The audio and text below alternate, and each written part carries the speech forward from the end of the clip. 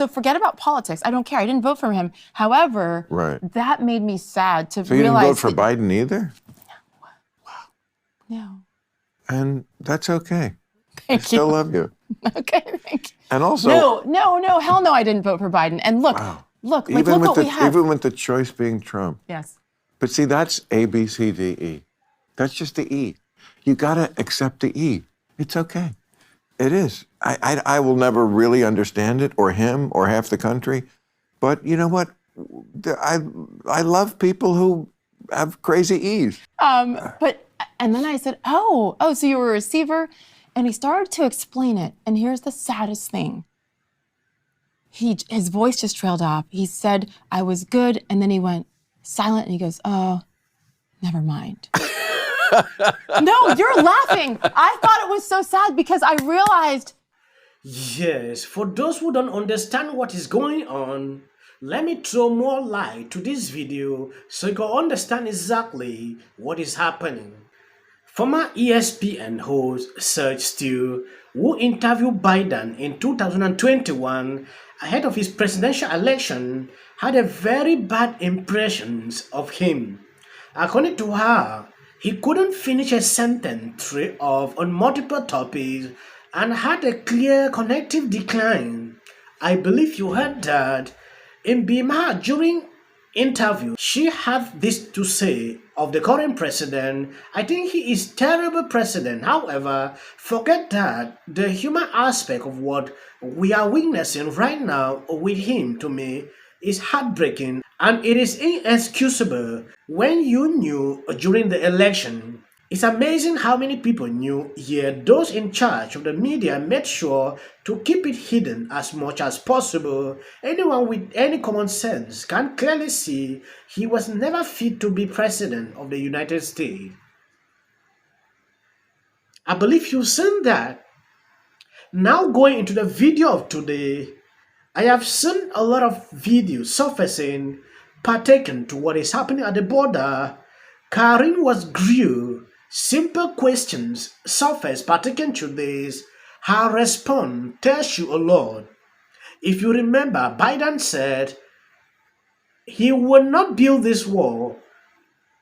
How is this consistent with what President Biden pledged to do when he was elected, which is that he will not use any funds to use the border law? Let's make this really clear. The facts are that this is not new, right? This is something that came from the last administration under the Republican leadership in fiscal year 2019, and we are required to do this. We are required, DHS is required to comply by the law.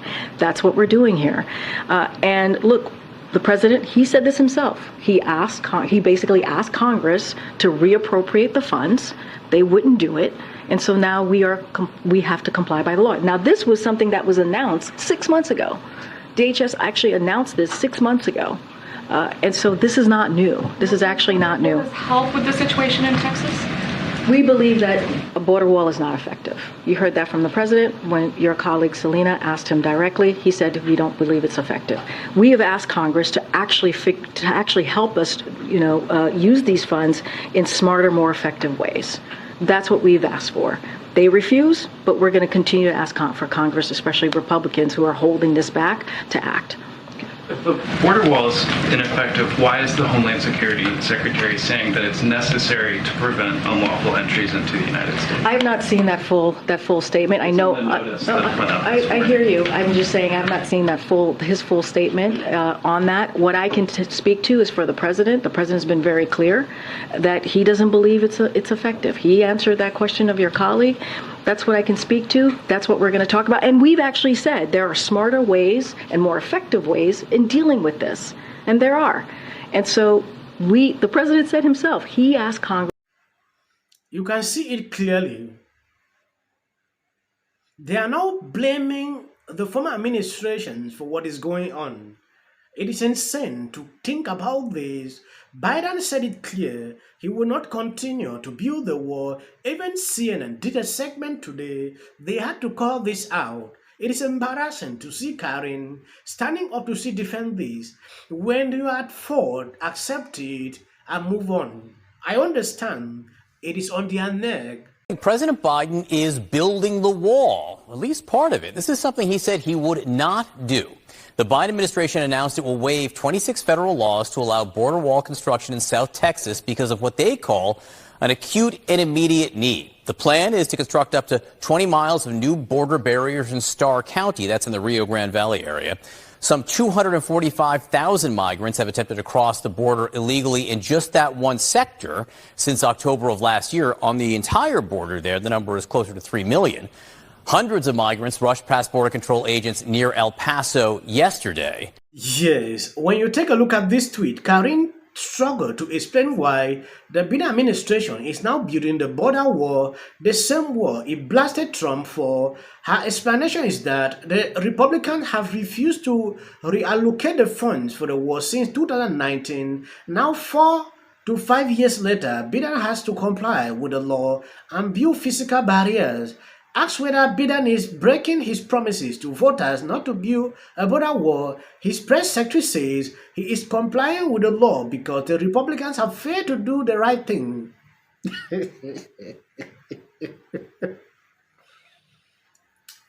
I don't know if this girl is actually a joke or what exactly. Now they are standing up to say they stood up to ask for money in Congress.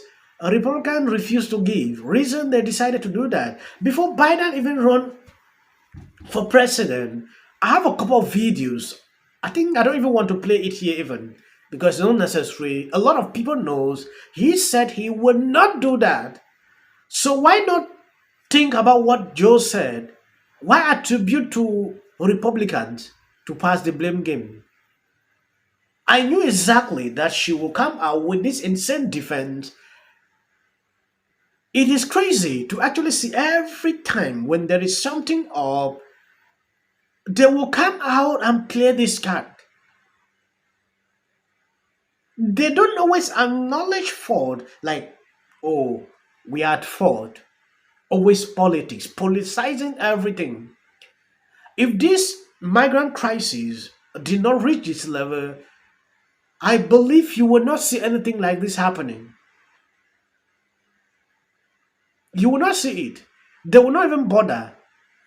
It is because it has affected a lot of Democrat-run cities like New York. I recently saw Mayor Eric Adams actually waking up to actually go to the border to see what is going on because he cannot take it any longer. Just imagine when Governor Greg Abbott decided to send this migrant to some of these areas. It was viral news. Democrat came out to say, oh, this man is evil, is this, is that. Now they are silent because they have seen that what he was doing was right. He could not contain it.